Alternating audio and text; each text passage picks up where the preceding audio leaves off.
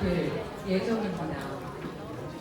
혹시 나중에라도 관심이 있으신 분들은요, 꼭 한번 다시 살펴봐 주시면 좋을 것 같습니다.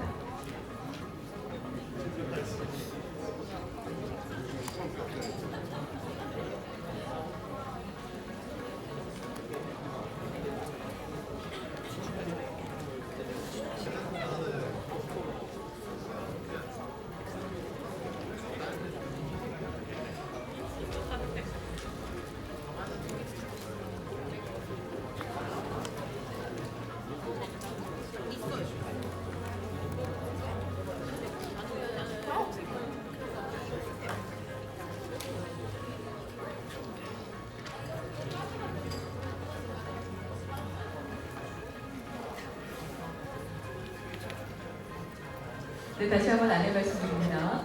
휴대폰 꼭 체크해 주시고요. 그리고 좌석에 웬만하면 착석을 하시고 1시간 여러분과 함께 편하게 해주시면 고맙겠습니다. 사진도 많이 해주시고요. 네, 전국뿐만이 아니라 세계에서 관심 있는 많은 분들이 함께 해주시고 있습니다. 다시 한번 감사의 말씀을 드립니다.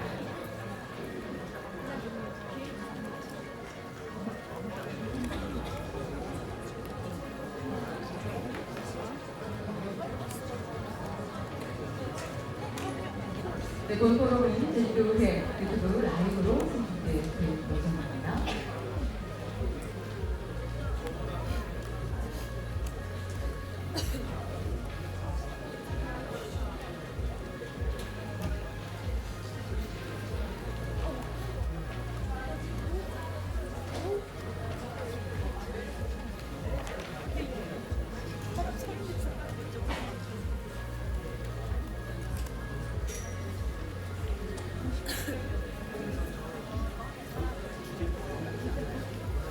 네, 자리가 정리가 되는 대로 제19회 평화와 번영을 위한 제주 포럼 제주특별자치도의회 세션 바로 진행하도록 하겠습니다.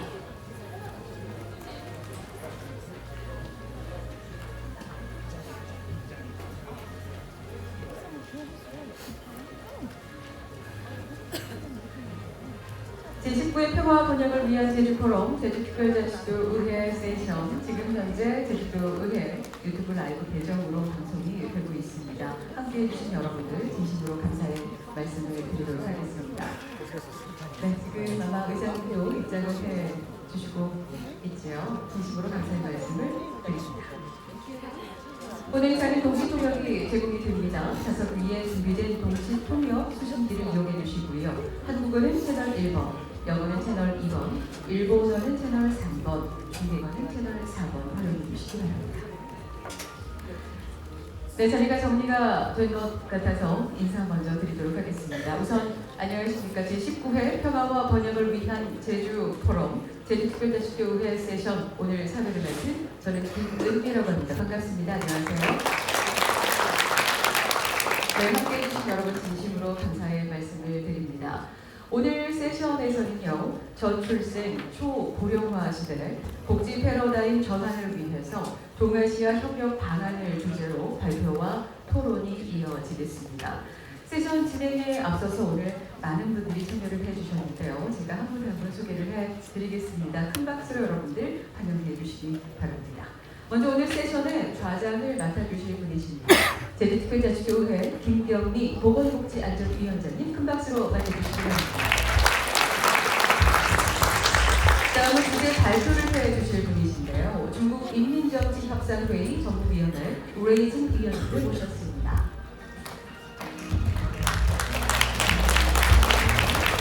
역시 주제 발표를 해주실 일본 통계수학연구소 오카 마유미 박사님이십니다. 오네가이시마스. 그리고 주제 발표를 해주실 제주특별자치도의회 이경신 위원님을 함께 큰 박수로 환영해 주시기 바랍니다. 그리고 오늘 세션의 토론에 참여해 주실 분들이십니다. 먼저 테라사와 게리치전 주제주 일본국 총영사님 소개합니다. 그리고 주한 스웨덴 대사관 요하네스 아드레아손 참사관님이십니다. 김재훈 경기도의회 보건복지위원회 부위원장님 자리해 주셨습니다. 그리고 오성익 OECD 지역개발정책위원회 비도시정책분과 위원장님 고맙습니다. 네, 위원장님 모셨고요. 마지막으로 본 행사에 여러분들을 위해 정성 어린 마음으로 준비해 주신 분이시죠. 오늘 이 자리를 주최해 주신 제주특별자치도의회 김경학 의장님을 큰 박수로 맞이해 주시기 바랍니다. 네, 고맙습니다. 이제 박수를 받으셨으니까 김경학 의장님 좋은 말씀으로 환영해 주시겠습니다. 다시 한번 따뜻한 박수로 맞이해 주시기 바랍니다. 김경학 의장님입니다.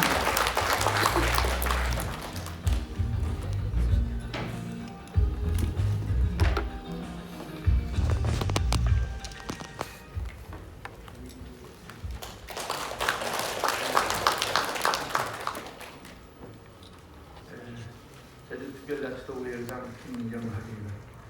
존경하는 내외기민 여러분, 제19회 평화 번영을 위한 제주포럼 의회 세션에 오신 여러분을 진심으로 환영합니다.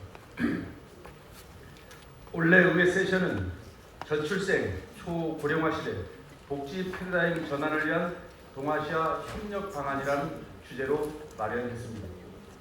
의회 세션의 좌장을 맡아주실 김경미 보건복지안전위원장님을 비롯하여 기조연설을 해주실 이경심 제주특별자치도의회 의원님, 중국 인민정치협상회의 전국위원회 우레이진 위원님, 일본 히토치바시 대학 오카 마유니 교수님, 패널로 참석해주시는 국내외 전문가 여러분과 자리에 함께해 주신 내빈 여러분께 진심으로 감사의 말씀을 드립니다. 지난해 제주에서는 3,200여 명의 아이가 태어났습니다. 통계 작성 이래 가장 적었습니다. 작년 17개 시도의 합계 출산율이 전부 0명대였으며 우리나라 평균은 0.12로 OECD 국가 중 최저를 기록했습니다. 청년들은 일자리, 주택, 육아, 교육 등 복합적인 문제들로 인해 결혼을 미루거나 출산을 주저하고 있습니다. 이를 해결하기 위해 다양한 정책 지원과 예산을 투입하고 있지만 저출산 속도를 늦추는 데는 한계가 있습니다. 저출산은 우리나라뿐만 아니라 세계적인 현상으로 확산되고 있습니다. 더 이상 인구 감소가 가속화되기 전에 위기 고리를 끊어내고 반전의 발판을 만들어야 할 것입니다. 이번 의회 세션에서는 각국의 저출생, 초고령화 현상을 분석하고 어떠한 접근과 대책이 필요한지 모색해보려 합니다. 무엇보다 동아시아가 연대하여 공동으로 대응해 나가기 위한 글로벌 협력 체계를 논의하는 뜻깊은 시간이 되기를 기대합니다. 이번 의회 세션에서 저출산 극복을 위한 글로벌 협력의 모범 사례가 구축되어 지구촌의 미래를 밝히는 해법이 모색되기를 바랍니다. 함께해 주신 모든 분께 감사드리며 여러분 모두에게 행복과 평화가 가득하길 기원합니다. 감사합니다. 네, 여기 계신 모든 분들의 행복과 건강을 기원해 주셨습니다. 의장님, 마지막으로 우리 같이 기념 촬영을 해볼까 하거든요. 내려가시기 전에. 세션 시작에 앞서서 주요 참석자분들 함께 기념 촬영을 진행하도록 하겠습니다. 우선 가운데로 와주시고요.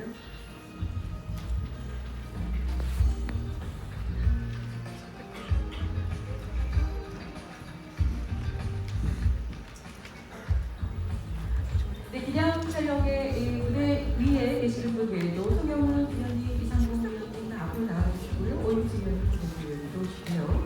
그리고 취동, 그리고 김미수, GIK 대파 이장님 다 함께 나와주시기 바랍니다. 네, 중국에서 오신 오현지 말라님, GIK 위원님, 취동 처장님도 함께 무대 위로 올라가 주시고요. 네, 기념 촬영이 마무리되는 대로 바로 세션 진행하도록 하겠습니다. 네, 저출생과 초고령화 시대 복지 패러다임 전환을 위한 동아시아 협력 방안을 위해서 한국뿐만이 아니라 일본 그리고 중국에서도 오셨습니다. 오늘 이 자리를 위해서 애써주실 텐데요. 큰 박수 여러분들께서는 부탁드리도록 하겠습니다. 파이팅 한번 외쳐주지 않을까요? 제가 한번 하나 둘 셋 하면 파이팅 외쳐주세요. 자, 하나 둘 셋 파이팅!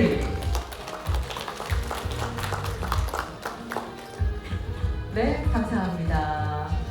자, 이제 번째 토론과 발표를 해주실 분들은 자리에 착석해 주시고요.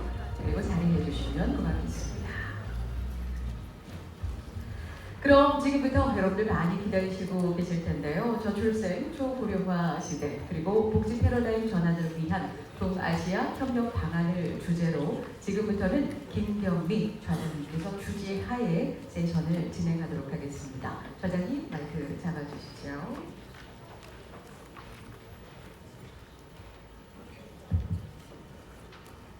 예, 반갑습니다.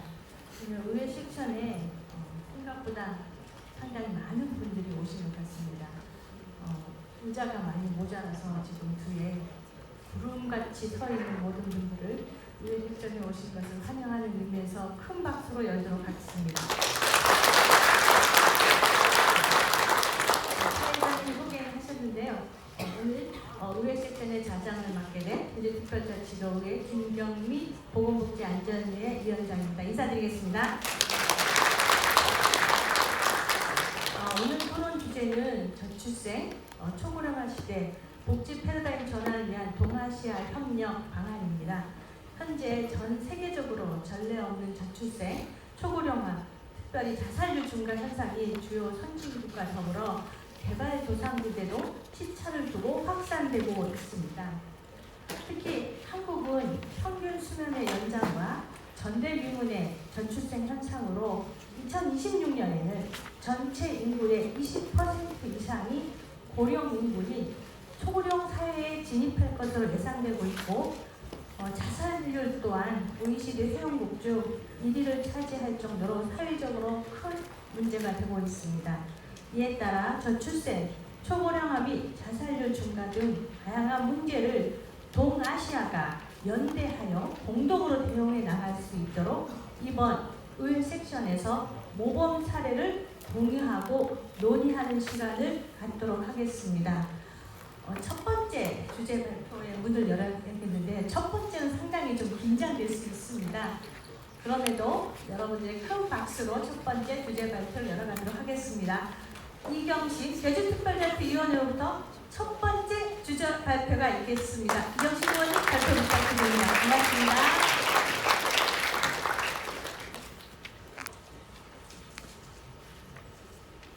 네, 안녕하십니까. 오늘 발표를 하게 된 제주특별자치도 의회 보건복지안전위원회 이경심 의원입니다. 제19회 평화와 번영을 위한 제주포럼에서 제주특별자치도 의회를 대표하여 발표를 하게 됨을 영광으로 생각합니다. 제주포럼 의회 세션을 준비해 주신 김경하 의장님을 비롯하여 좌장을 맡아주신 김경미 위원장님, 발표를 해주시는 우레이진 중국 인민정치협상회의 전국위원회 위원님과 일본 통계 수학연구소 오카 아유미 박사님께도 감사의 말씀을 드립니다. 저출산 고령화의 문제는 어제 오늘의 일만은 아니며 비단 우리나라만의 문제가 아닌 세계적인 사회 문제로 심각한 상황에 이르렀습니다. 동아시아 주요 국가의 출산율을 보면 일본과 중국이 합계 출산율이 1명을 넘고 있지만 중국도 1명의 벽이 깨질 것으로 예상됩니다. 모든 나라가 지난 몇 년간 가파르게 내리막을 걷고 있고 인구 절벽은 빠르게 진행되고 있습니다. 그 중에 한국의 저출산 문제는 세계적으로 보더라도 가장 심각한 수준을 보입니다. 2023년 한국의 합계 출산율은 0.72명으로 2015년 1.24명에서 꾸준히 그리고 가파르게 하락되고 있습니다. 2024년 0.60 수준으로 낮아질 것으로 예상됨에 따라 인구 소멸의 우려는 현실이 되고 있습니다. 저출산의 문제는 단순히 아이를 낳지 않는 것만을 의미하는 것은 아닙니다. 저출산으로 인하여 인구 구조가 변화하고 우리 사회의 고령화를 앞당기고 있습니다. 통계청의 장래 인구 추계에 의하면 한국의 고령 인구 비중은 2025년 20%를 넘어 초고령 사회로 진입하고 2040년 40%까지 빠르게 증가할 것으로 예측하고 있습니다. 전 세계에서 가장 빠른 속도로 고령화가 진행될 것으로 예상되고 있습니다. 이와 함께 15세에서 64세 생산 연령 인구 비중은 2022년 70.5%에서 2042년 55.0%로 감소하고 65세 이상 고령 인구 비중은 같은 기간 17.8%에서 36.9%로 2배 이상 증가할 것으로 예상하고 있습니다. 이에 따라 생산 연령 인구 100명당 부양 인구의 비율을 의미하는 총 부양비는 2022년 40.8명에서 2040년 76.0명을 넘어서 2070년에는 116.8명으로 상승함으로써 젊은 세대의 부담은 지속적으로 증가할 것입니다. 생산 연령 인구는 감소하고 부양 인구는 증가함으로써 사회복지에 대한 부담감은 가중될 것입니다. 또한 노동력 부족으로 인하여 경제 발전에 부정적인 영향을 미칠 수밖에 없습니다. 이처럼 저출산이 지속되고 고령 인구가 증가함으로 인해 인구 구조는 빠르게 변화하고 있습니다.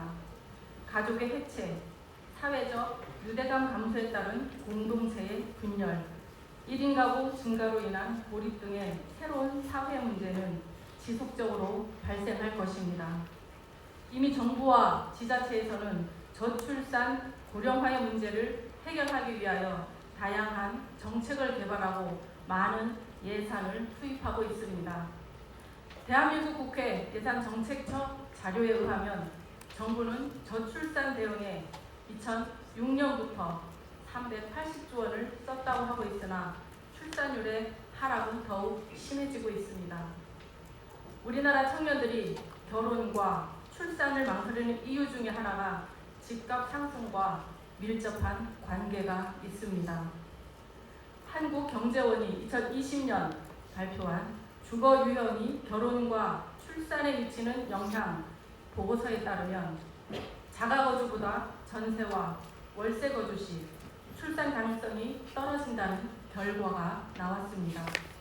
전체 거주자의 첫째 출산 가능성은 자가거주자 대비 28.9%, 월세거주자는 55.7% 낮아지는 것으로 조사되었습니다. 다음으로 여성의 경우 출산을 하는 순간부터 직장에서는 암묵적인 압박이 시작되고 직장과 육아를 함께 하는 것이 어렵기 때문에 경력 단절로 연결될 수밖에 없습니다. 결국 여성들은 경력과 출산의 사이에서 고민할 수밖에 없으며 트렌드에 민감하고 개인적 성향이 강한 소위 MZ세대의 특성과 맞물려 출산율은 점점 낮아질 수밖에 없습니다.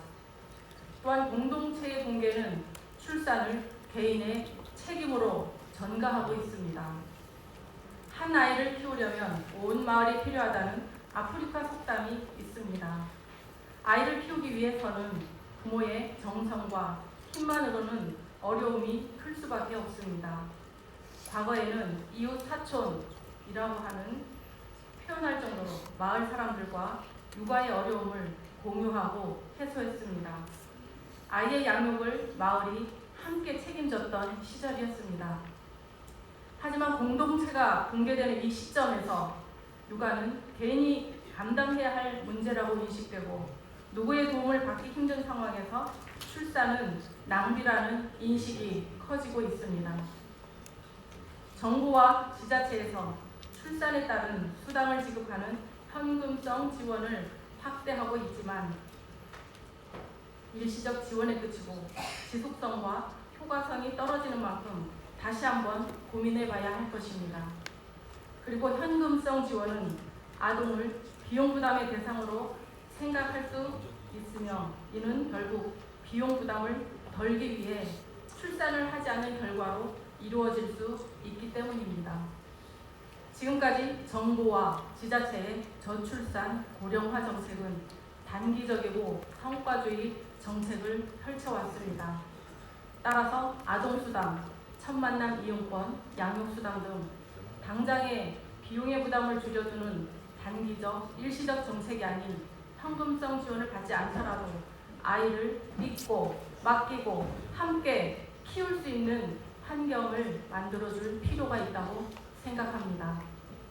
또한 국가와 지방자치단체의 역할을 강화할 필요가 있습니다. 부모의 주택, 일자리, 경력, 단절뿐만 아니라 아동의 양육, 교육, 돌봄의 복합적 문제가 해결되지 않는다면 저출산은 해결되지 않을 가능성이 큽니다. 따라서 이러한 문제를 개인의 문제로 치부하지 말고 적극적으로 국가와 지방자치단체가 해결의 방안을 제시해야 할 것입니다. 결국 저출산, 고령화의 문제를 해결하기 위해서는 거시적으로 첫째, 공동체 회복 방안을 마련하고 둘째, 국가와 지방자치단체의 역할을 강화하며 저출산, 고령화의 문제를 가족 구조의 변화, 인구 정책의 변화에 대응할 수 있는 통합적인 컨트롤 타워를 신설할 필요가 있다고 생각합니다. 오늘의 자리가 저출산, 고령화에 대한 문제를 인식하고 현실적이고 적극적인 대안을 제시할 수 있는 자리가 되길 바랍니다. 제주 지역을 넘어 동아시아 인구 정책을 구상하는 데 큰 힘이 되길 바랍니다. 감사합니다.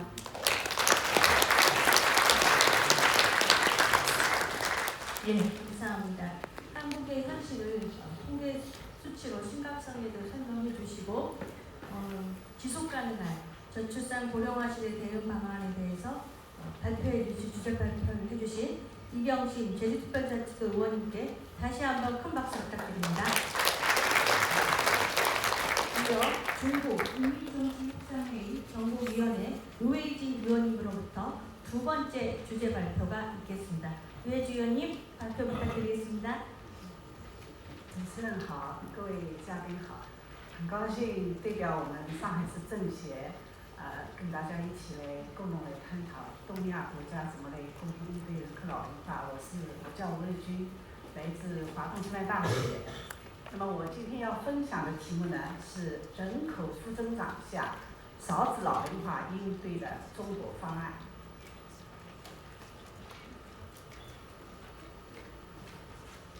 那么因为我们大家都知道，现在我们的时代啊，面临三个大的背景，一个是人工智能、信息技术的发展，对社会经济产生了全方位的影响。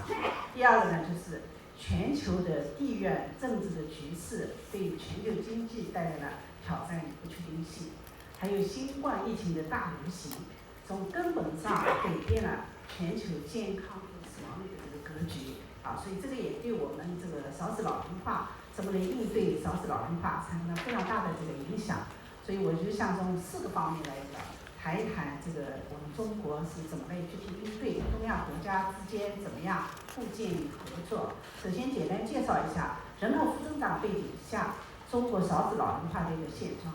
因为通过研究我们也发现，东亚的少子老龄化的模式相比于欧美有所不同，也不同于拉美所以欧美它是一个长期的缓慢的无政府干预的一个进程。那么拉美呢，主要是城镇化、公益化和非政府组织主导的这个 family planning 的一个这样的一个结果。那么东亚我们共同的一个地方呢，就是我们这个比较强的中央集权化的政府来这个主导和政府在推动少子老龄化应对当中呢，发挥了比较大的一个作用。那么中国当下，我知道中国主要是 mainland 是我们中国大陆地区人口负增长下有2个比较显著的一个特征，一个是少子化加速，还有一个就是老龄化快速发展。那么这个是我们是新中国成立以后这个人口规模始终是在增长，但是我们的人口增长率它是在下降，尤其是我们是从2022年全国出现了第1次人口负增长，那么在2023年继续负增长。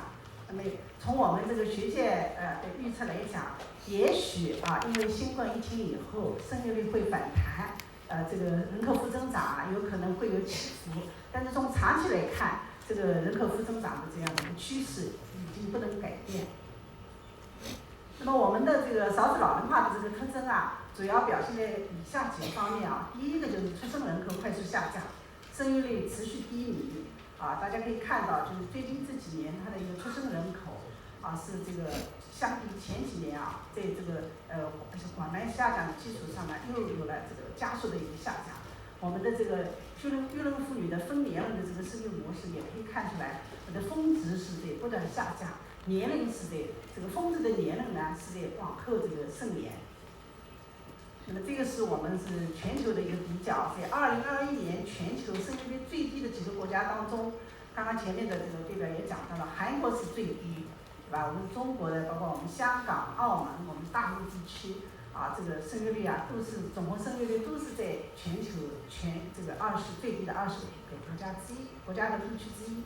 第二个特征呢，就是老龄化程度加深加快啊，因为时间关系我就没有办法展开了。那么我把它归纳为5个老年这个人口特征啊。第一个呢，从老年人的这个年龄结构来看呢，是高龄化，80岁以上的老年这个人口的比重啊越来越高。那么从个体来讲，老年人个体来讲，它是长寿化，越来越长寿啊，同时也是越来越健康。那么从我们地区来讲呢，是空心化啊，从这个还有老年人来讲是空心化，就老年人他退休以后他的这个精神的这个孤独啊这些方面就是这个也是在加快的这个趋势。还有从家庭来讲呢是空巢化，就子女跟老年人这个居住在一起的比例比较少，像上海的话就是老年人独居和这个老年夫妻啊，这个共居的这个家庭啊，已经达到了这个1半以上。第三个特征呢，就是区域的差异。那么我们从中国大陆31个省市的这个比重来看，有的地区它是这个老龄化发展速度非常快，那么也有的地区呢相对比较慢。那么农村地区呢是老得更快。那么因为是大量的年轻的这个人口呢是迁移到城市生活，所以农村都是老年人这个主导，所以这个农村地区的老龄化比重呢就比较高。那么为什么会导致中国的这个少子老龄化的现象？我简单讲一下这个主要的原因我把它归纳为3个多，3个少。3个多呢，就是因为受到了这个婚姻观念的一个变化，就我们讲的就是这个晚婚晚育的越来越多，这个还有就是不婚不育的也越来越多，结婚以后不生孩子的临时家庭也是越来越多，这是3个多，主要是受到了这个婚姻和这个生育观念的影响。3个少呢，主要是从这个育龄妇女的规模结构来讲的。第一个少呢，就是适婚年龄的人口越来越少，就是20几岁到了这个结婚年龄的人口因为这个持续的长期的这个计划生育这个 family planning 少子，所以导致这个适婚年龄人口越来越少。第二呢，就是因为我们初婚的年龄越来越大，平均初婚年龄越来越大，所以有效的生育时间就减少了。第三个呢，就是根据我们的人口普查，2010年第60人口普查，2010年到2025年，这个25岁到29岁的育龄妇女数量要减少40%，这个也是一个导致这个出生人口下降的一个非常重要的一个原因。那么这个第二个就是教育对生育的双重影响一方面就是因为这个受教育程度提升，育龄妇女这个机会成本增加。还有就是说我们东亚共同的特征父母对子女的这个教育的期望值很高所以因为这个父母受教育程度高，对子女的这个教育的期望比较高，所以呢他可能这个越来越重视子女的教育，但是我们的优质教育资源呢不够，这个是在韩国也有同样的情况，所以导致的就因为这个教育焦虑影响到生育焦虑，导致这个生育意愿的下降。还有这个财政的，这是我的一个博士生的今年的一个博士论文也是证明国家的财政政策对生育意愿、对生育也会整体上有很重要的影响。还有就是养育难的问题。那么主要的社会经济的影响一个就是人口的负增长跟中度的老龄化的精神叠加，加剧了社会保障的用证的困难。2018年以来，我们中国大陆地区的社会保障资金是每年是以这个8个点的速度增长，但是我们的财政支出每年是大概4个点所以这个相差要4个百分点还有就是这个人口负增长跟老龄化对各类这个社会保险产生了直接的影响，所以这个劳动年龄人口能够交纳养老保险的人的数量是在下降但是享受养老保险的人是在增加当然还有其他的一些问题。那么人口负增长背景下的少子老龄化也会导致创新力的不足我画了一张图这是从3个方面一个是这个人口负增长强化了这个是因为市场规模缩小，所以强化了一个规模的效应。那么少子化呢使得这个创新的这个氛围受到影响，所以产生一个氛围的效应老龄化又从2个角度，一个是就是影响这个人才的集聚同时这个财富的流动性也减弱，所以它是一个集聚效应和一个流动的效应。那么还有就是容易陷入这个低增长的陷阱这个日本就是一个比较这个好的一个典型的一个案例因为这个家庭的这个储蓄被削弱需要更多的依靠政府所以减少了一些地方的这个支出等等因为时间关系我不能展开了。那么主要的应对的思路这是我们国家层面非常重视出来了从2019年开始出来了相关的一个全国性的政策来应对少子老龄化，包括我们把积极应对人口老龄化上升为国家战略同时2021年开始呢，我们就放松了这个计划生育所以是从这个是有效构建生育支持政策体系因为我们感觉到这个出生人口的下降不光是一个生育意愿下降的问题，它是跟这个很多人不婚不育，所以从婚嫁从这个养育包括我们这个教育这个政府这一系列的政策形成了一个系统的一个支持的体系同时也有一些具体的一些这个政策。那我个人呢就是从我们中央召开的20大提出的教育、科技、人才3位一体的角度，我也建构了一个这个为政府这个提议建构了一个少子老龄化的一个应对的一个思路的框架。因为中国要实现这个现代化，那么这个是明确这个习近平明确提出人口高质量发展要支撑中国式现代化。同时我们的教育强国、科技强国和我们的这个人才强国的3大战略，也是要推动在少子老龄化的劳动力减少的背景下，怎么样推动人口红利向人才红利的转型同时我们积极应对老龄化呢，也是要推动从这个优化人口的年龄机构，推动人口的长期的均衡发展。所以从国家战略的视角，我个人觉得应该把教育、科技、人才3位一体来推动，来应对少子老龄化，包括我们社会保障的这样的一个推进教育它可以促进生育也可以释放这个人才的红利。科技呢，它可以通过 AI 技术的赋能通过创新驱动来推动这个养老科技智慧养老的一个发展。那么人才呢，在我们这个人口规模减少的情况下，这个人力资源的开发、人才的引领对我们推动这个养老事业的发展、养老产业的发展，跟我们应对老龄化有非常重要的这个意义。那么具体的举措就是几个方面一个是发展高质量的教育，来释放人口以及人才的红利第二个呢，就是我们科技赋能，来助推老龄产业和智慧养老的服务包括 AI 赋能和创新驱动，都是跟老龄化有关。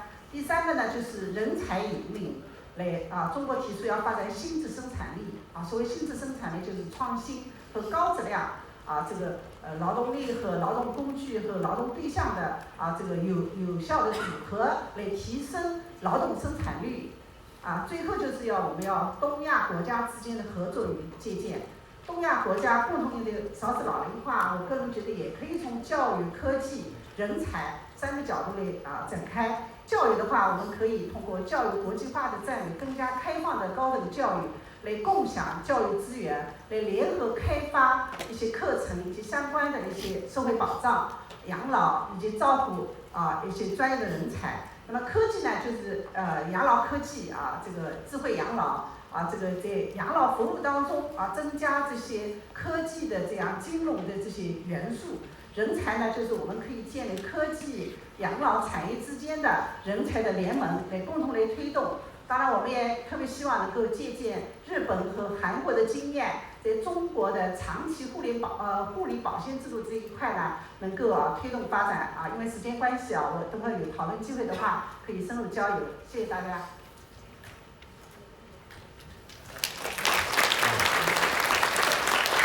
감사합니다. 주제 발표를 해주신 우리 유해준 의원님 정말 감사합니다. 뜨거운 박수로 마무리하겠습니다.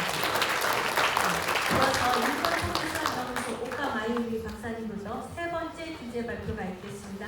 큰 박수 부탁드립니다.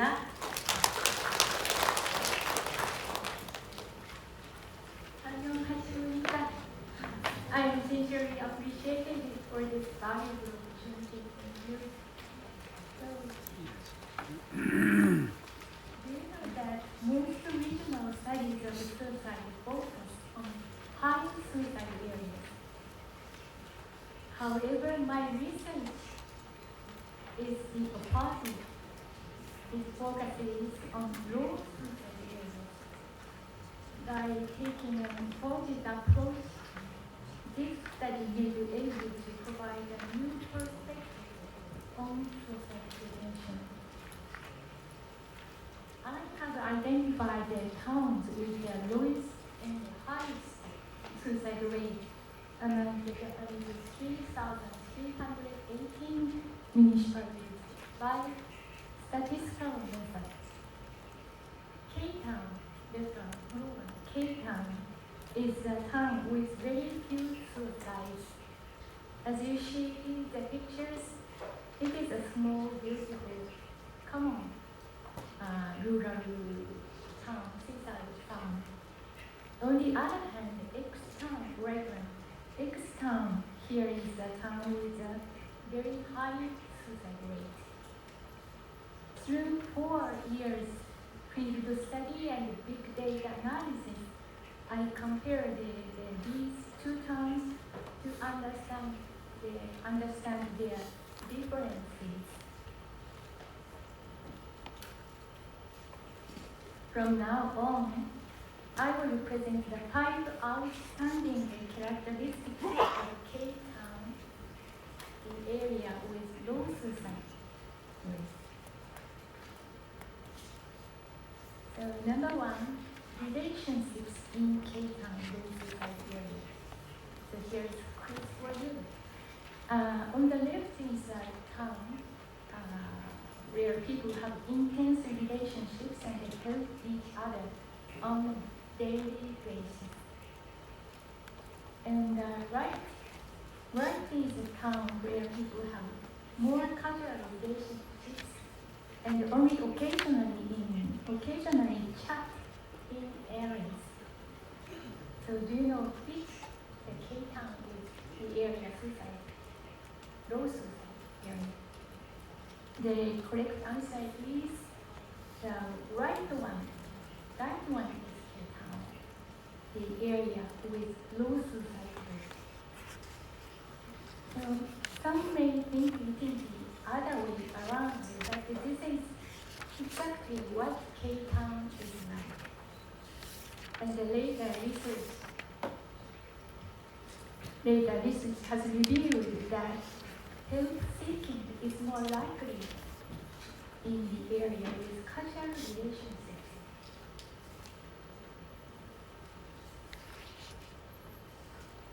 Number 2, the reason for K-Town's low fundraising. In the annual fundraising event, K-Town donates the least amount of money in the neighborhood. Do you know why?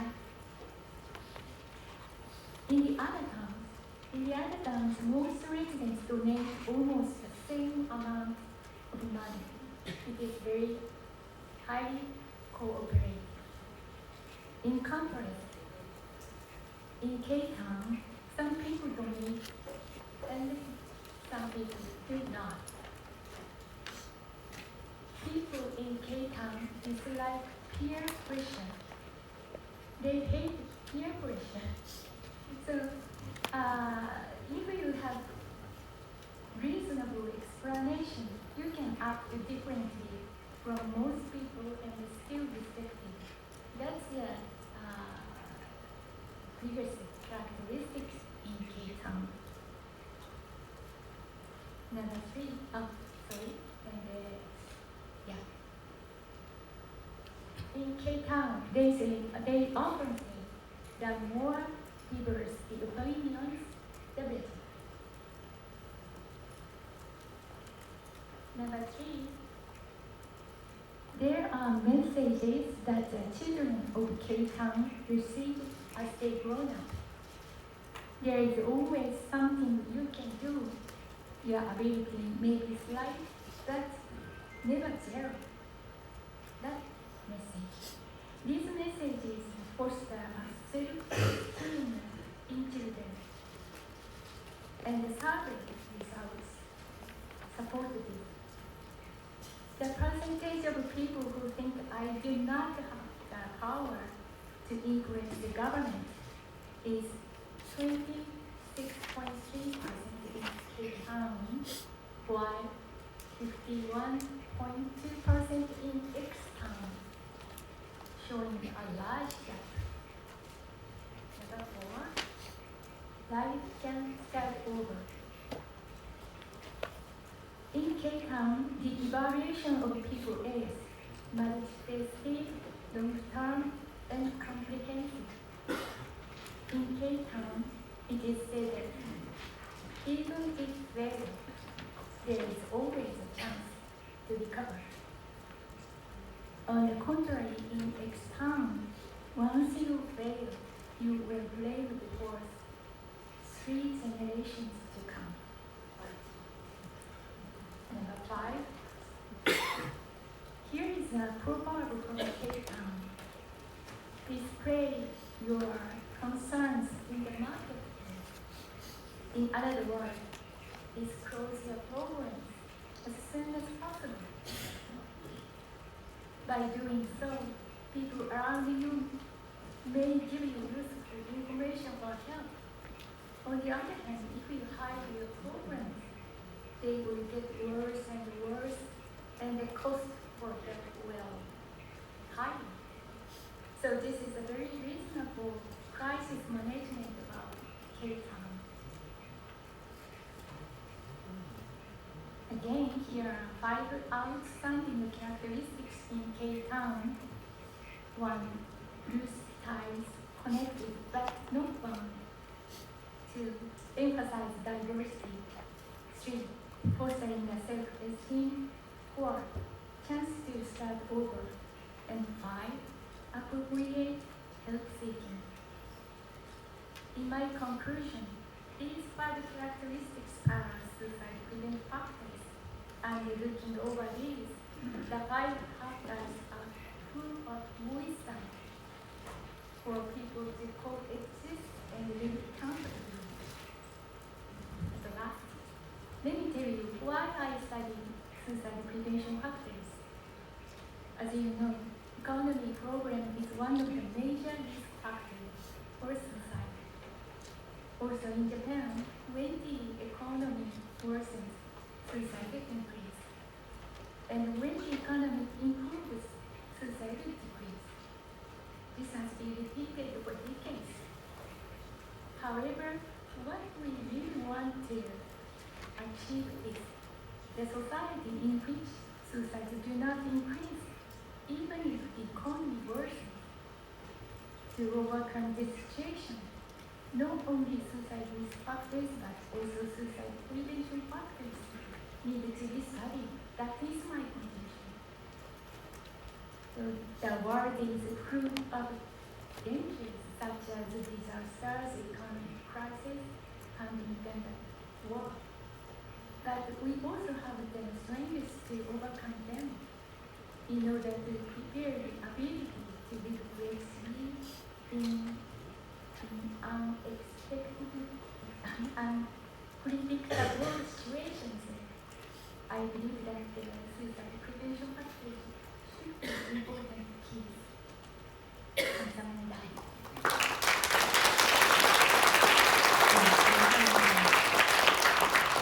아까 마이니 박사님께서 자살 예방에 대한 새로운 관점으로 주제를 되셨는데요. 저는 개인적으로 자살 예방과 관련된 시작에 당신의 고민이 많으세요. 이 말이 좀 와닿는 것 같습니다. 그럼 이것으로 주제 발표 시간을 모두 마치고요. 토론의 시간을 갖도록 하겠습니다. 저출생, 초고령화, 자살률 증가 등 당면한 문제를 어떻게 대응해 나가야 할지, 그리고 모범 사례와 글로벌 협력체계 구축 방안 등에 대해서 토론을 시작하겠는데요. 첫 번째 토론자는요, 경기도의 김재훈 보건복지위원회 부위원장입니다. 경기도도 대한민국 전체에서는 가장 인구가 많고 활력이 넘치는 명실공히 대한민국의 정치경제 산업의 중심지입니다. 하지만 경기도 역시 저출생, 초고령화 등 다양한 사회 문제에 직면해 있기 때문에 이러한 문제를 해결하기 위한 경기도의 정책과 사례 등에 대해서 소개해 주시면 감사하겠습니다. 우리 부위원장님께 큰 박수 부탁드립니다.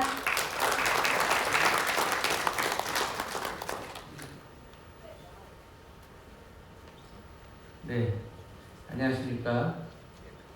나누는 행복, 함께하는 세상, 약자와의 동행, 약자의 복지, 경기도 보건복지위원회 부위원장 김재훈입니다. 다시 한번 인사드리도록 하겠습니다.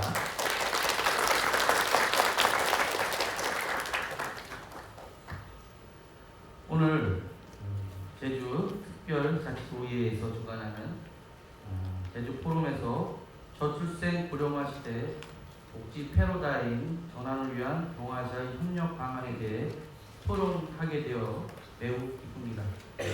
그리고 제주 포럼에서 이런 자리를 만들어 주신 제주특별자치도의회 김경아 의장님과 보건복지안전위원회 김경미 위원장님과 보건복지안전위원회 위원님들께도 감사를 드립니다.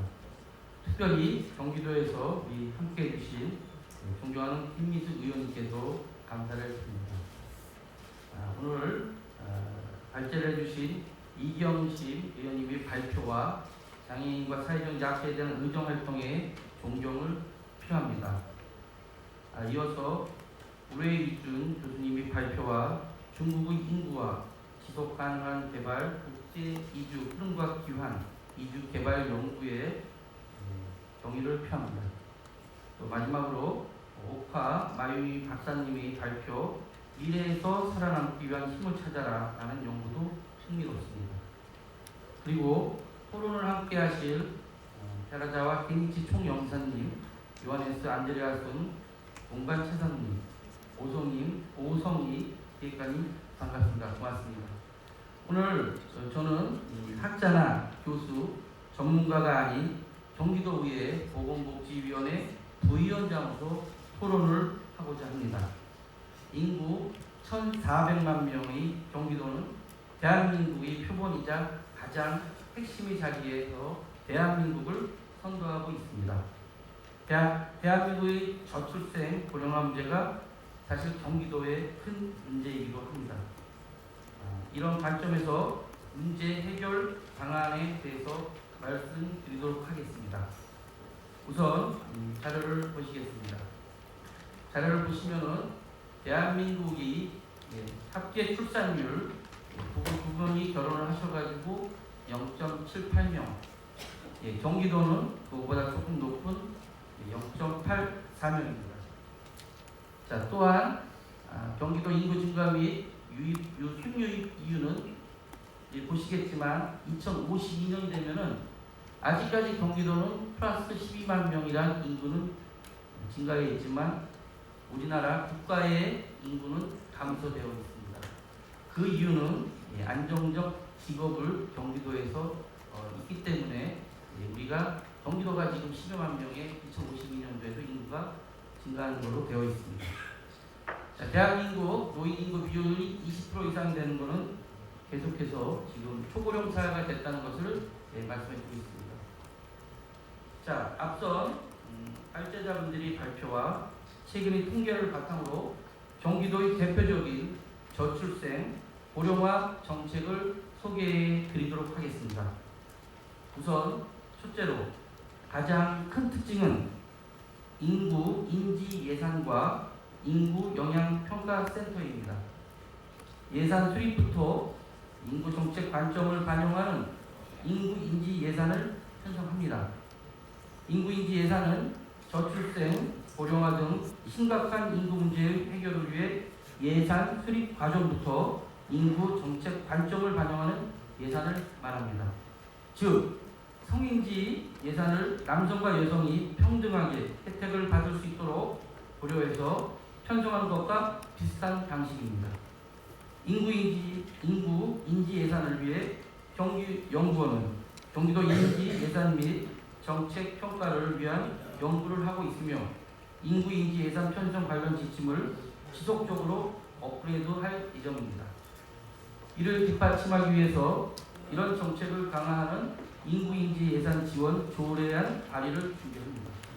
이에 따라 경기도의회는 인구 인지 예산이 저출생, 고령 사회 문제 해결에 실질적인 도움이 되도록 각 상임위에서도 철저한 예산 심의가 수행되어야 할 것입니다. 그리고 인구 영향 평가 센터가 설치됩니다. 경기도 인구정책 기본조례에 명시한 인구 영향 평가를 진행하기 위하여 경기도 인구 영향 평가 조례에 인구 영향 평가 센터 설치를 명시하였습니다. 인구 영향 평가 센터는 인구 인지 예산으로 편성된 각종 사업 예산이 인구 정책 관점에서 타당한지를 판단하고 사업비 증가 필요성도 검토하게 됩니다. 그리고 인구 영향 평가 센터는 인구 정책과 직간접적으로 관련된 사업 예산을 분석할 예정입니다. 둘째, 경기도의회는 우선 지난 2008년에 제정된 경기도 저출생 고령사회 대응과 지속 발전을 위한 조례를 근거로 지속적으로 저출생 고령화 문제를 해결하기 위해서 노력하고 있습니다. 여기에서는 저출산 고령사회 대책에 관한 중요한 사항을 심의 의결하기 위하여 경기도 인구정책조정위원회를 설치하도록 했습니다. 그리고 우선 저출생 대책을 위한 조례의 내용은 결혼지원, 임신, 출산, 양육지원, 출산장려기금, 다자녀가정 지원, 가족친화, 사회환경 조성에 힘쓰고 있습니다. 고령화 대책은 고용과 소득지원, 건강증진, 생활환경과 안전보장, 여가, 사회활동 장려, 고령친화 산업 육성 등에 힘쓰고 있습니다. 이런 노력과 정책이 많이 있지만 가장 중요한 것은 저출생 고령화에 대한 심각성을 인식하고 경기도민이 체감적으로 느낄 수 있는 정책을 만드는 것입니다. 이상으로 제 토론을 마치도록 하겠습니다. 방청해 주셔서 감사합니다. 네, 감사합니다. 경기도의회에서 하고 있는 인구 인지 예산, 인구 영향 평가 이 부분에 대해서 제주도도 좀 발빠르게 함께 벤치마킹할 필요성이 있다는 걸 느꼈습니다. 경기도의 김재우 보건복지위원회 부위원장님께 뜨거운 감사의 부탁드립니다. 네, 다음 토론은 좀 부담 갖지 말고 앉아서 하셔도 됩니다. 네, 다음 토론자는 OECD 지역개발정책위원회 미도시정책본가 오성익 부의장입니다. 오성익 부의장님은 OECD 지역정책위원회 비도시정책분과에서 고령화 등 인구 구조 변화에 대응한 정책을 논의하고 있는 것으로 알고 있습니다. 오늘 주제와 관련한 다양한 사례와 대응 방안에 대해서 토론을 부탁드립니다. 박수 부탁드립니다. 국토부에서 OECD 지역개발정책위원회 분과의 위원장이 있습니다. 그래서 이제 정기적으로 파리를 다녀오게 되는데 파리에 가면 이제 부러운 모습이 그 아침 출근 시간쯤에 우리 같으면 이제 찡그린 모습에 많은 직장인들이 지하철에서 나오고 그런 모습을 감당하게 되는데 파리의 경우에는 자녀들을 손에 잡고 손에 손잡고 직접 학교로 데려가고 있는 부모들, 그게 모든 부모들이 다 그렇게 하는 게 참 보기가 좋고 부러움이 있었는데 사실 그런 게 예전에는 우리가 이제 저출산 고민하기 전에 어느 시점에서는 프랑스가 저출산으로 고생하고 있다 뭐 이런 얘기를 많이 들었던 것 같은데 지금은 상황이 역전된 것 같습니다. 그러한 배경에는 프랑스가 우리보다 훨씬 많은 가족과 관련된 데 그 예산 투자가 있었던 뭐 그걸 우리와 비교했을 때 2배 이상의 예산을 가족 예산으로 투자하고 있다는 그런 게 얘기된다고 합니다. 반면에 우리의 상황은 보면 뭐 아시겠지만 이제 0.7대로 합계 출산율이 내려가고 제주도는 그래도 0.83 그걸 다행이라고 해야 되겠네요. 그런 상황입니다. 이렇게 오게 된 상황 중에 하나는 어쩌면 중국하고 우리하고 좀 비슷한 이유 중에 하나인데 정부가 적극적으로 자녀를 덜 가지면 좋다. 마치 자녀를 많이 가지면 원신 취급했던 시절이 있었습니다. 그 잔재가 뭐가 있냐면 지금도 이렇게 가족이 이렇게 가족의 모습을 담은 동상들을 보면 한 명의 자녀만 앞에 있습니다.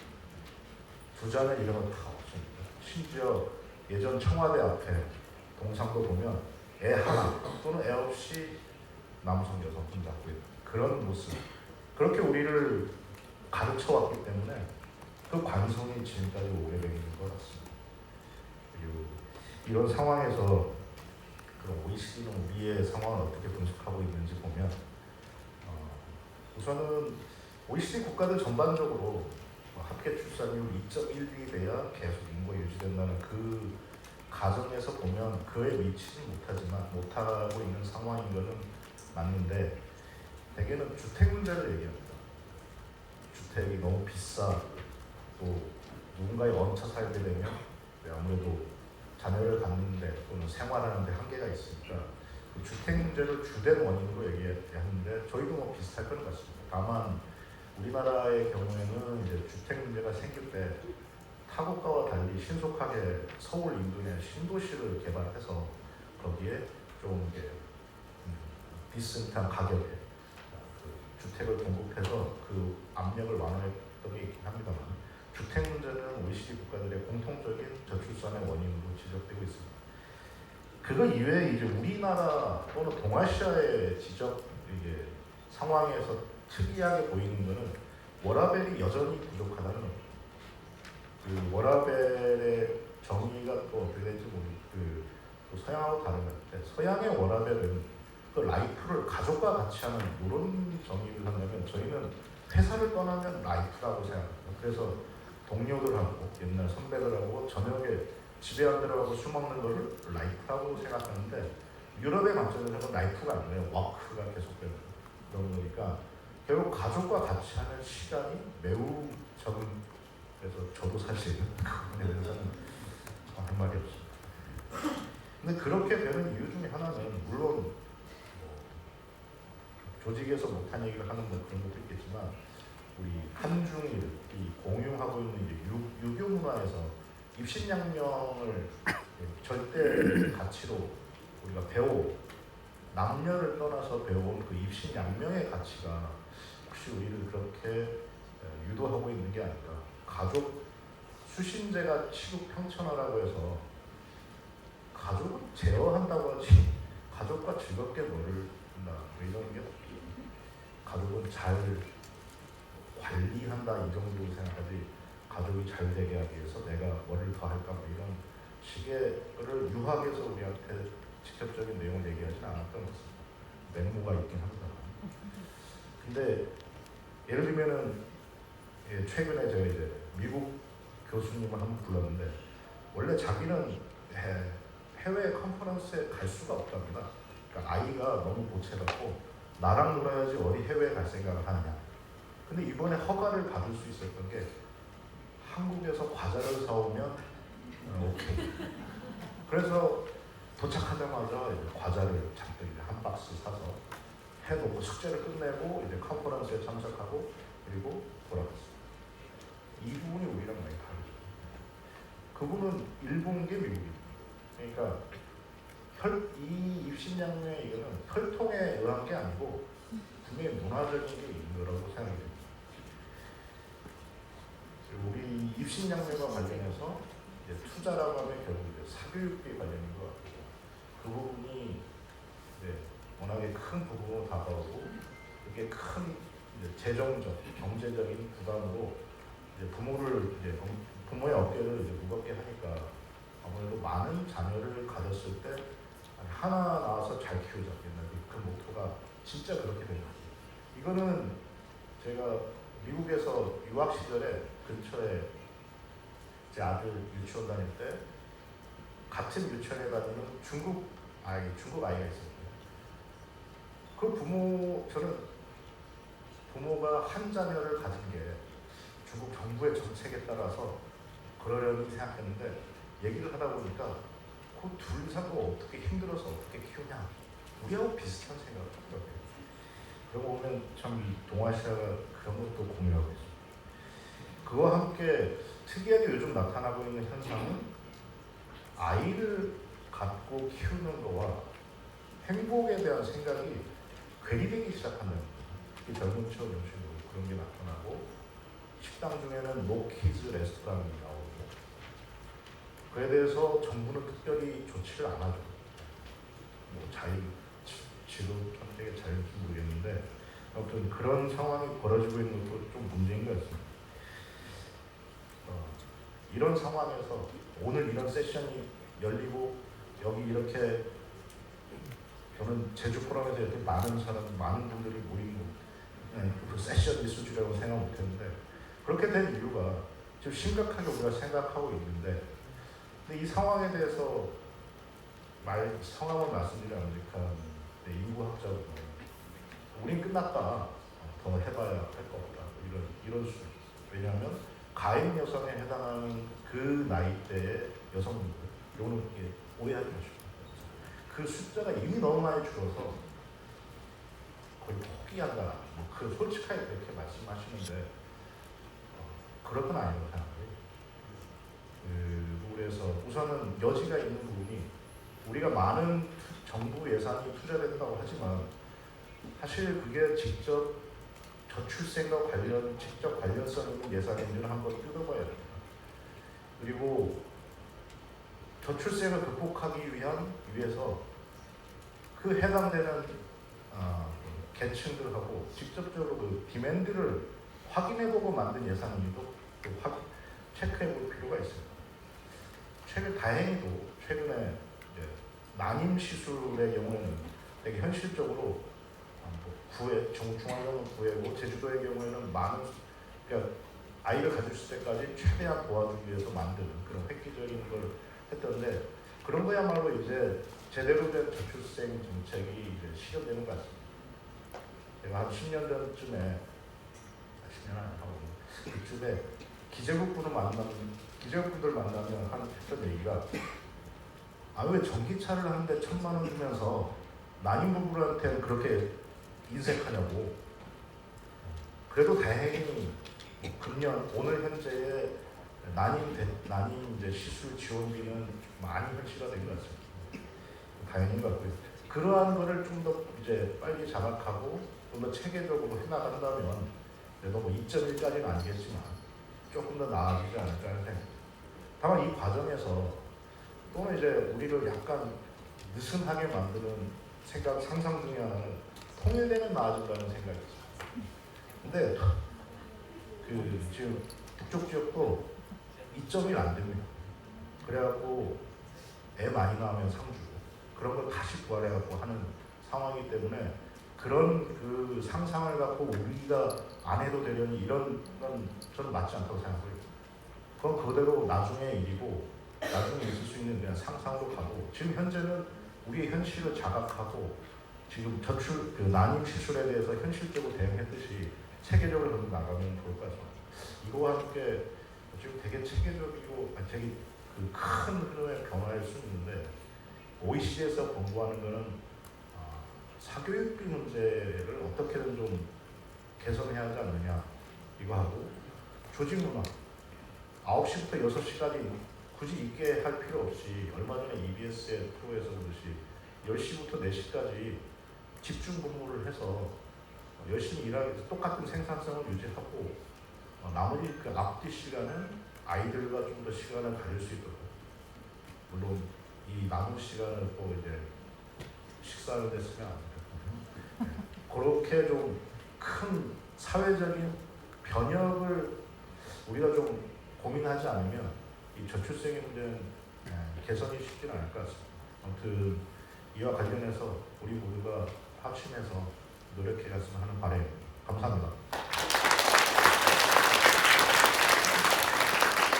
부의장님 감사합니다. 부의장님 여러 가지 대안들을 말씀하셨는데요. 저는 여기서 플로어가 보이거든요. 가장 미술을 많이 띈 대안 중에 10시부터 4시 집중했습니다. 네, 그만큼 근데 그 이후에 웨라벨은 우리랑 인식이 다른 거, 가족과 함께 웨라벨이라는 거 꼭 기억해 주시기 바랍니다. 획기적인 변화가 필요하다는 말씀이었습니다. 네, 감사의 말씀드리겠습니다. 다음 토론자는 데라사와 게이지 전 주재국 일본군 총영사님입니다. 데라사와 게이지 전 총영사님께서는 2015년부터 2018년까지 3년간 총영사로 계시면서 제주를 잘 이해하고 제주와 일본의 가교 역할을 해주셨던 분입니다.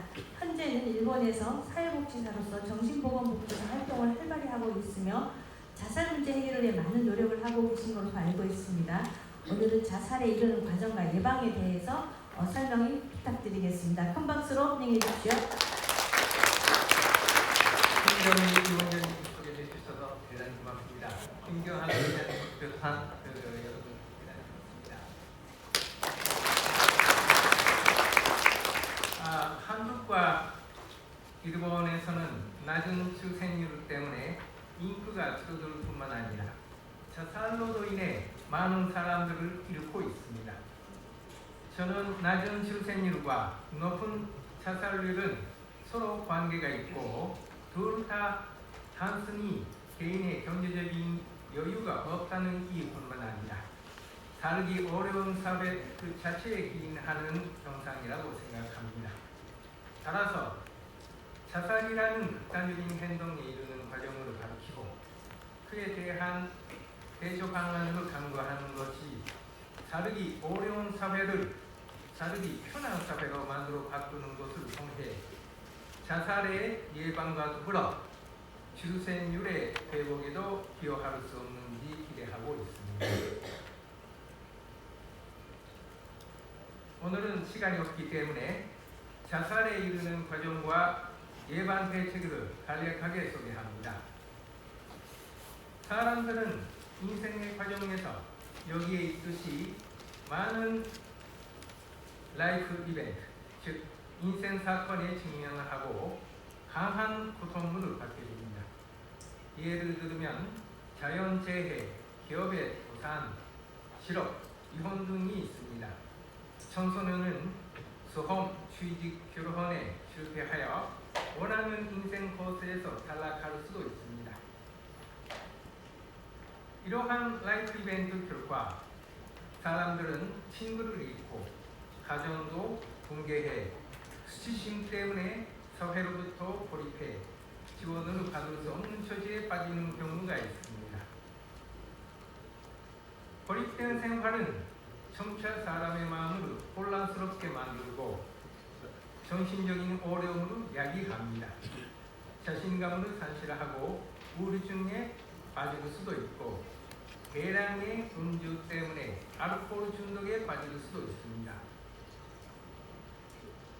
정신질환 상태 속에서 자살을 공허하는 생각이 가속적으로 강해집니다. 자살한 사람들의 90%는 우울증상 등의 정신질환을 앓고 있었다는 통계 조사가 있습니다. 그리고 궁극적으로는 자살에 이르게 됩니다. 그렇다면 자살을 막으려면 어떻게 해야 하는가요? 하나는 의학 모델에 의한 대책입니다.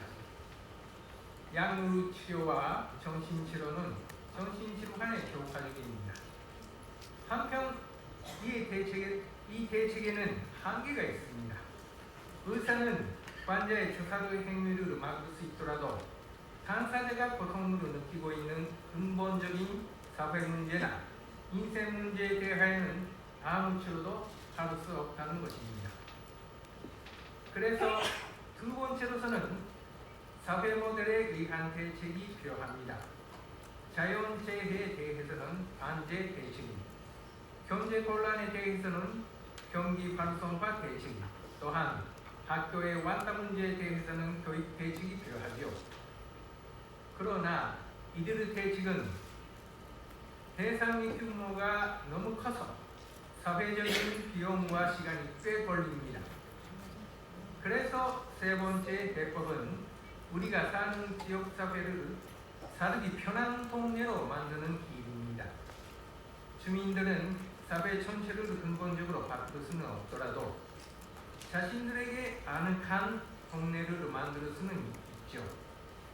오늘 오카 박사님이 소개해 주신 자살을 예방하는 5가지 요인은 살기 편한 사회가 가진 요소이며 출생률을 높이는 데도 기여하지 않을까 생각합니다.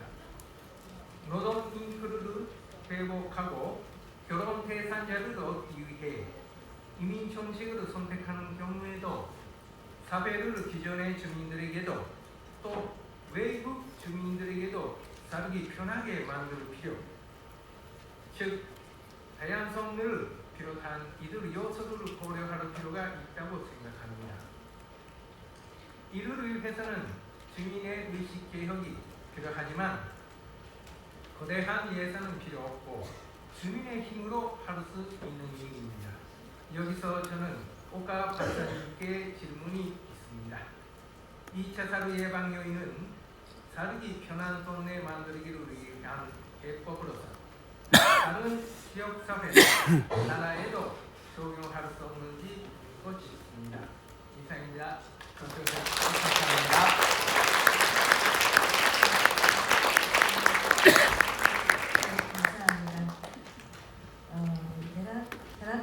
데라사와 게이치 전 일본 주재국 총영사님이 한국말로 하셔가지고 많은 부분 여기 플로어에 계신 분들은 대단하시다라고 생각하셨을 겁니다.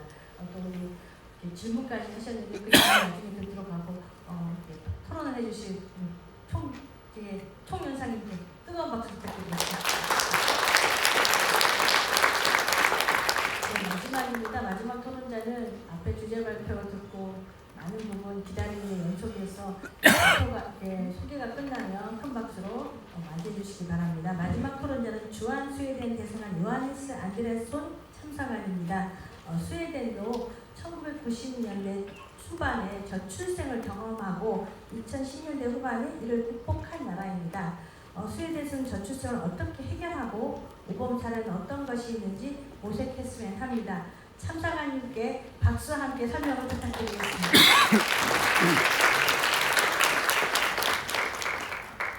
안녕하십니까? 스웨덴 대사관 요하네스입니다. I will not speak more in Korean. I want to say a big thank you for inviting me. I feel really honored and humbled to be among all of you experts and to be able to contribute to this discussion. I want to preface what I say by saying that Sweden is not an East Asian country. We have a different cultural and historical background, so what the examples I give may not be suitable to this region, but I anyway want to give those examples. As you heard from the chair of the session, Sweden had a low birth rate already early in the 20th century. This year or last year it was 1.5. It had decreased the last 2 years, but it has varied over the last 20 years, and in average it's been about 1.7, 1.8. The reason for this, we believe, is that we have focused a lot of our societal efforts on making it possible for men and women to combine a career, working career, and a family life. And this started already in the 1960s with a lot of reforms. So I want to start from that point and go forward and point to a few things that we did. So one of the first things that the government decided upon in the 70s was to have individual taxation. Before, families were taxed as a unit. With individual taxation, it made economic sense for women to start to go out in the labor market. In the 1974, we were among the first countries in the world to have a gender neutral parental leave. That meant before that it was only for women, but from that point onwards, both men and women could take parental leave. Further on, that changed to what it is today, which is 480 days, 80 days per child. Out of those, 90 days are exclusive for each of the parents. They cannot be handed over to the other parent, to encourage an equal amount to encourage sharing of duties and also the joys, of course, of having participated in family life. Another point is that Sweden has allowed, let's say, non-traditional ways of having children, not discriminate against couples living a cohabitation status. IVF is a possibility, and similar things as well. Kindergarten, preschool, middle school, high school, and university are basically free. Preschool starts from 1 year old. It costs $150 maximum per child per month. This is to make sure that parents can work and have a child at the same time. Municipalities are obliged to provide preschool from the age when the kid is 1 year old for the amount of time needed by the parents, required by the parents' work. But basically that is 8 hours per day and kind of 40 hours a week, which is the normal work week in Sweden.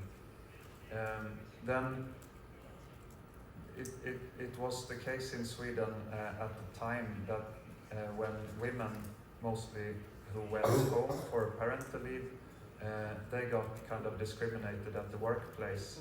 When they came back, perhaps they got a worse position, they got a worse office, they lagged behind in salaries, in career promotion track. In the early 1980s, there was a law on equality and anti-discrimination, which we instated to make sure this does not happen. And just to give an example, it's illegal to ask, if you have a woman that you're interviewing for a job, it's basically illegal to ask whether she intends to get pregnant in the near future or so, just as an example of that. And all of these things together has kind of changed the values. So part of it is the values changed, which pushed these laws forward, and the laws themselves made it so that the values changed towards a more equal kind of society. And that, we believe, has been part of the reason why women chose to have more children. They have increased economic independence for women. Before, they were to a large extent dependent on the husband. Basically, women then get more life choices by providing parental leave and also child care from the state. Women can feel economically secure in that they will have that they can have more children, and then it's a lot of things to do yet. When you look at the number of hours worked unpaid in the household, women do much more still, but it's getting more and more equal. And I think that's one question I would ask. If you want to challenge yourself in creating a society with more children, I want to pose that question to, I think, mostly the young men in the room. Are you prepared to do 50% of household chores? 50% of the laundry, 50% of the cleaning, 50% of the cooking, 50% of the child caring. Are you prepared to do that? Because that may be required. And as employers, are you ready to allow your best workers, male or female, to go home after the workday, not work in the weekend, and maybe only sometimes go out for that beer that my colleague talked about? All these reforms as a combination has also had a positive economic effect in that we have quite a high labor participation rate by women. It's about 80%, which is comparatively high. Now, the last 2 years, birth rates have gone down in Sweden. That's concerning, of course. We think it may have be related to higher interest rates, meaning higher living costs and housing prices as well, which have been mentioned before. COVID, of course, but also another factor which is concerning for the when you decide upon whether you want to have children or not. One factor that you take into account is that do you believe that the future will be better for your children than for yourself? And what is your personal outlook on the future? I saw a poll quite recently that in a lot of developed countries, many people think that children will have it worse than they themselves have. And that's a concerning part, which is perhaps much more difficult to change, but it's something also to consider. Thank you very much for inviting me, and thank you for letting me be part of this panel. 감사합니다.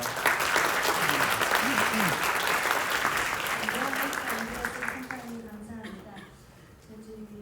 제주도 의회가 스웨덴에 공무 연수를 갔는데요. 거기서 깜짝 놀랐던 그 스웨덴이 가장 추구하는 정책의 방향은 여성과 남성이 일할 수 있는 가장 쾌적한 환경에서 일할 수 있는 환경을 만든다가 가장 정책의 방향의 큰 모습이었습니다. 그리고 또 하나 놀랐던 건 유아차를 끌고 가는 가족 단위가 상당히 많은 걸 보면서 이게 스웨덴이 왜 어떠한 모범 사례로 이렇게 됐는지를 오늘 요하네스 안드레스 참사관님의 말씀을 들으면서 더더욱 그때 그 장면들이 떠오릅니다. 이것으로 시정 토론을 끝내고 자유 토론의 시간을 갖도록 하겠습니다. 자장으로서의 가장 어려운 게 지정 토론은 어렵지 않습니다. 자유 토론이 상당히 어려운데요.